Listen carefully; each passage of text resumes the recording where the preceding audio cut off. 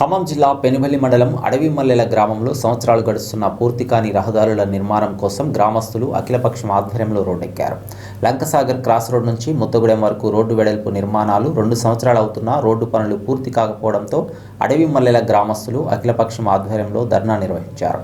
Boil rice మిల్లులు, మొక్కజొన్న factory, విద్యార్థుల రెసిడెన్షియల్ హాస్టల్స్, హెల్త్ సెంటర్లు ఉండి ఎప్పుడు రద్దీగా ఉండే రహదారుల్లో రోడ్డు వెడల్పు కార్యక్రమాల వల్ల లారీ టైర్లు, ఆటో టైర్లు, బండి టైర్లు పేలిపోతున్నాయని, వచ్చే దుమ్ముతో శ్వాసకోశ వ్యాధులతో ప్రజలు ఇబ్బందులు పడుతున్నట్లు వాపోయారు. ఇప్పటికైనా ప్రభుత్వం యంత్రాంగం మేల్కొని త్వరితగతిన నిర్మాణ పనులు పూర్తి చేయాలని గ్రామస్తులు, అఖిలపక్ష నాయకులు డిమాండ్ చేశారు.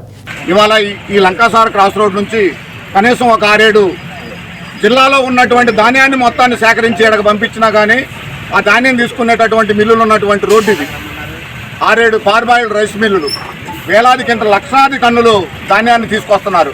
ఆ ధాన్యం లారీల వెనకాల ఒక బైక్ వాళ్ళు కానీ, ఒక నడిచెళ్లే వాళ్ళు కానీ, ఒక ఆటో వాళ్ళు కానీ పోయే పరిస్థితి లేదు. ఇవాళ రోజు కనీసం 100 లారీలు ధాన్యం వెళ్తుంది ఈ రోడ్డున.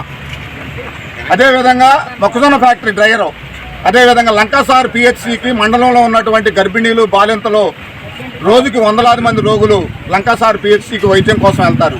వాళ్ళు ఎలా వెళ్ళాలా? అదేవిధంగా గురుకుల పాఠశాలలో 800 మంది విద్యార్థులు ఉన్నారు. ఆ 800 మంది విద్యార్థులు, వాళ్ళ పేరెంట్స్, అదేవిధంగా ఆ స్కూళ్ళల్లో పనిచేసే స్టాఫు, ఆ పిహెచ్సిలో పనిచేసే స్టాఫు, స్కూళ్ళల్లో పనిచేసే స్టాఫు, ఇలా ఎంతమంది ఎన్ని రకాలుగా నరకయాతన అనుభవిస్తూ ఉన్నారు.